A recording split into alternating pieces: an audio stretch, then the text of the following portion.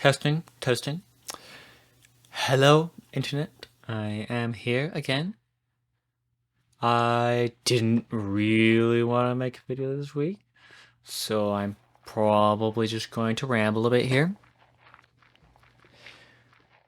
I went on a nature awareness thing this for 3 days, so I'm a little bit out of whack schedule-wise, as my schedule was already pretty tentative to begin with. So we're trying to get things back on track here. That's why I didn't do this on Monday. Was because I was still doing stuff on Sunday, and I just hadn't finished writing my weekly review until Monday. But I'm back at it again. You know, gotta keep a video a week coming out, you know, even if it's just these little logs here. Fortunately, for quality-wise, I mean, I'm still not really editing, but I did find a way to isolate my voice from the keyboard sounds for the most part. It was actually way simpler. I thought it was literally a single button press. If you go to like, it's in DaVinci Resolve, but if you go to like the audio tab, and then you go to the bus, there's a little icon you can click on, and it just isolates voice, and it works surprisingly well for something you just click. So I'm just gonna be using that for a bit, but I really need to change the position of my mic because currently it's a little bit far away. I have to kind of lean over, and I want to have the back of the mic facing towards the keyboard because this microphone actually blocks out some of the sound. It's I forget what it's called, but microphones have like a pattern.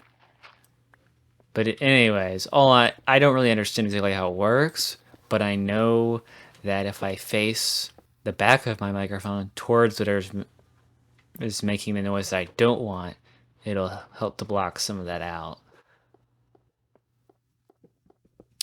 Still haven't made a devlog, unfortunately.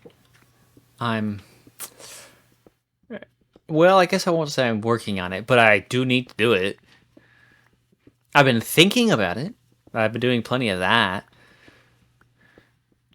But I just need to make something. Even if it's not good, it probably won't be good anyways.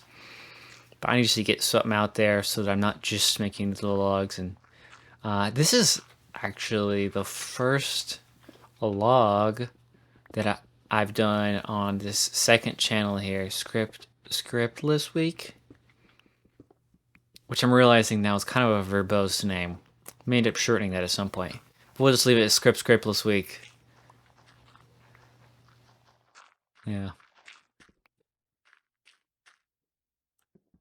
As for some of the things in my weekly journaling, I obviously did some journaling about what the outdoor trip was like. Learned it wasn't like hippie stuff. It was like learning how to identify plants and trees. One thing we did is we found as many insects and stuff. I think it was invertebrates specifically, not just insects, but in a creek. And we used that to get a rough measure of how healthy the creek was. So that was really interesting. Did a variety of interesting things on that trip. It was 3 days. It's remarkably...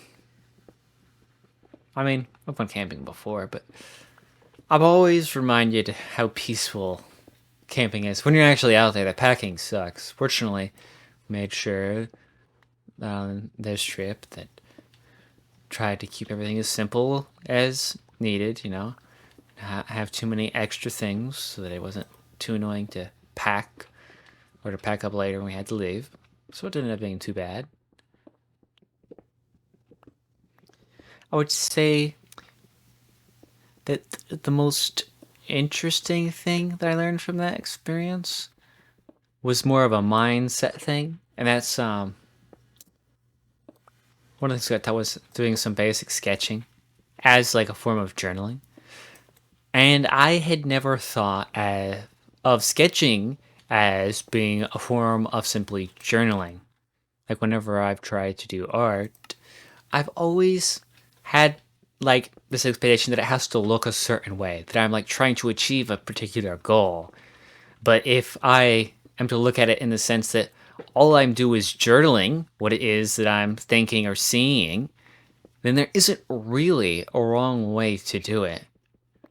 And honestly, I think it made the experience of sketching much more enjoyable because I'm usually, whenever I'm trying to sketch something or do art, any art for that matter, I'm usually preoccupied with how much it doesn't look like what I want it to look like.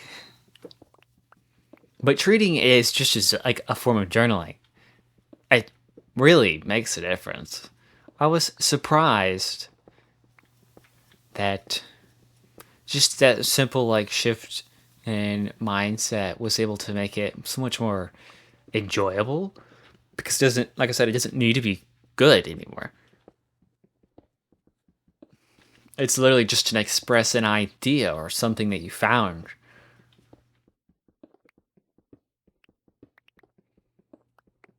You know, maybe you're only doing it to learn more about the thing or idea that you're looking at or an idea that you came up with, in which case what it really looks like isn't even that important in that case. I'm gonna make the pickaxe in a minute. So yeah, I think I'm going to try and incorporate sketching into my journaling. Although I don't think I will incorporate that into my weekly reviews. That's something I've been trying to think about is how can I just do... I'm using Logseek for doing my weekly reviews and stuff. But for just doing like casual journaling, I actually don't know if I want to use Logseek. Because everything I put into Logseek is like, okay, I'm going to come... The idea is that I come back to it at some point. That like, it's being recorded so I can come back to it. Or like to maybe pull things out of it or come up with new ideas from it or whatever, you know? But I don't think I really want to do casual journaling with that kind of mentality. The weekly review, I think, yeah. But to say I'm doing a sketch or I'm just expressing how I was feeling at the moment and like journaling, I think that putting it into Logseek takes away from it a bit because, for one, it's obviously digitalized. And there, you do miss out on a certain something when you're doing things digitally.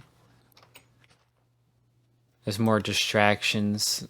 There's more options available. It's easier to format and change things. It's easier to get distracted. It doesn't have the simplicity that just using a pencil and paper does. So I think I'm going to try and keep those as analog, so to speak. I'm just going to use paper and pencil for those. I think I'll keep that the case with my sketching too.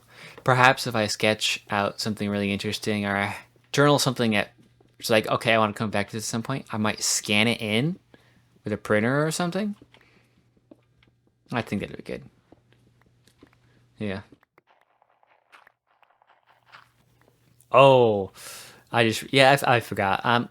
I've been meaning to do the whole Stardate thing. You know, it's supposed to be the captain's log. I've forgotten it most of the times, or I remember it halfway through and I'm like, oh, it's too late to do it. But I need to just start doing it, so I'll do it here at the end, I suppose. Because I think I got most of the things I want to talk about out of my head. So, you know, Captain's Log 8? I think it's 8. Stardate 3514987. Well, I've got nothing to say after that, though. Being this at the end here. Well, see you later.